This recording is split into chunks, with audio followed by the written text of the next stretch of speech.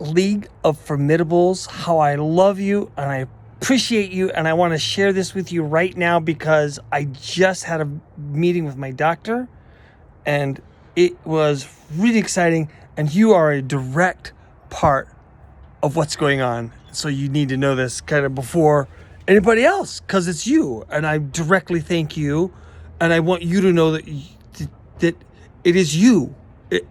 You're a part of this. So I had a bone aspiration on Friday, and then a follow-up doctor appointment on this last Wednesday. Today's Friday, so it was just a couple days ago. I'd had a bone aspiration back in August in Singapore, and it showed that in my bone marrow, which is where the core of the problem is at, the leukemia, I had a 30% presence of leukemia, these cancer cells, the blasts we call them. What's in your blood is that's just spillover, and we look at that all the time, and we kind of estimate that, and that's easy to get at. But once in a while they'll do these bone marrow aspirations so they can get a real feel for what's going on there. And so that was a good benchmark to have. And then we did one this recently, and my bone marrow cancer is now down to 11.3%. Folks, that is almost 20% decrease. I'm at the doctor saying, well, and we've seen a couple markers that were getting lower, and like the proliferation in my blood was getting a little bit lower maybe. And I said, don't you think this is interesting? Doesn't it make you curious? Integrative oncology? Fair enough. Let's call it skeptically open-minded. Aren't you a little bit open to what could be, or curious, what's causing that?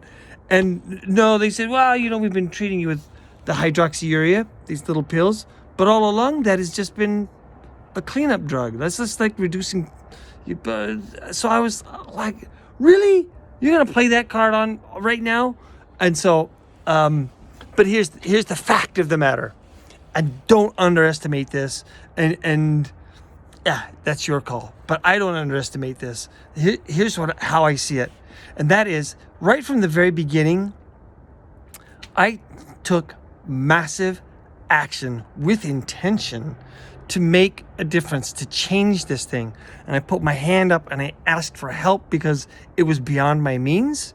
And you all stepped up and took my hand, and we have been able to, and have made possible for me to pursue quite a number of nice, of beautiful and effective alternative solutions to allopathic. And I believe that the solution is both, right?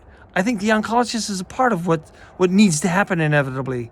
But also, we wouldn't have seen this 20% decrease in my cancer had I not been able to do these other things. And so you are not just the financial part, but also just that overwhelming gratitude, that sense of security I have and I get from feeling like I have a team, I have a posse.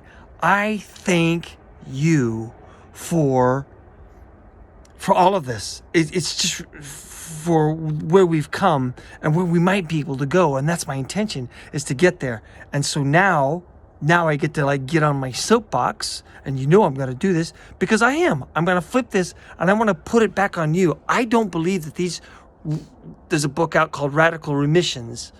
The idea of spontaneous remissions. Things like this don't just happen because you threw a Hail Mary and you got it and you're cured and you walk away. Studies show that there's this long trend of a person really has to let go of their shores, and they have to really focus on making these changes, and they have to take massive action and do that for a couple of years, and then they're able to do something that medicine didn't think was possible, right? Or to recover and avoid death when the doctors had given up hope. Or in lesser cases, I think that these radical remissions are not just for people who are special. Special being a cancer or a tragedy or a trauma. The fact of the matter is, a radical remission is for anybody. And And I can tell you that my taking decisive, immediate, massive action and being really open-minded to possibilities, and then just using my gut to say yes, yes, yes, no, doesn't feel right, not interested, whatever, I don't like the flavor, yes, yes, no, no, no, yes, and you pick things. But each of these things are everything that I do in the alternative world, and I think this is going to apply to anybody who's ever painted the most outrageous painting or invented something that was like awesome, or made a discovery, or wrote a book, or became, achieved whatever success they wanted to do, climbed whatever mountain. It was something that was a bit outrageous, and most people, because they're common, will look at it and go, "That's nuts." No, that's great. And so all of the things I have done, I can tell you, there's, for every one person who says this is the greatest thing in the world, there's 10 other people who are going, "No, it's not substantiated. That's crazy, and I can show you why that's not going to work." Blah, blah. And the minute I hear that there's people, putting down an idea, and in this case, if it were, a business idea that you had, or a creative idea, or a personal health idea that you had, whatever it is, the more that people go, yeah, well, you're going to have to throw keto on top of that, or you'll never get there. The more I hear stuff like that, the more I'm like, oh yeah? Well, this must be a good idea then.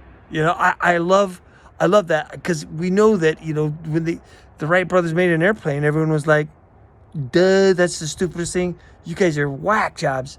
And so I'm just saying that what we have done together, you're already part of something. And I'll say it again, I directly thank you. And together, like, I've done my work, right? But I couldn't have done it without you. Having that team, having the support, having your comments means the world to me.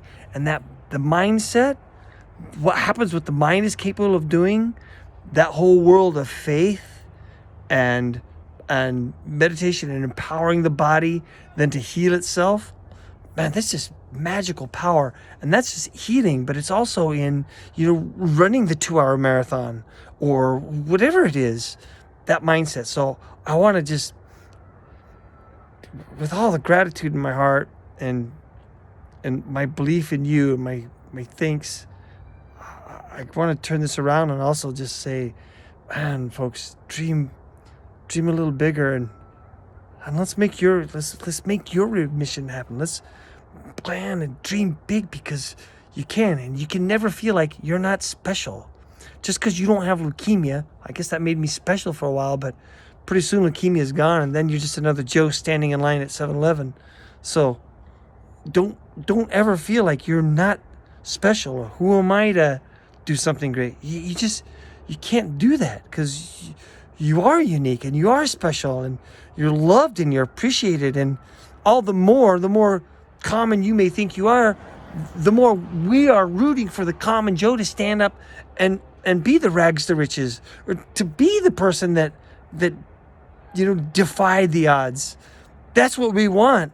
I hope you're not extraordinarily good looking and talented, because then when you do it, we're all going to blame it on that. Like, we're looking for you to do that uncommon. So get that dream, take some massive action, put your hand up, let us get behind you. I love you. I thank you. Thank you. We're at 11.3%, and we're dropping. We're going to do this. We're going to take it even further.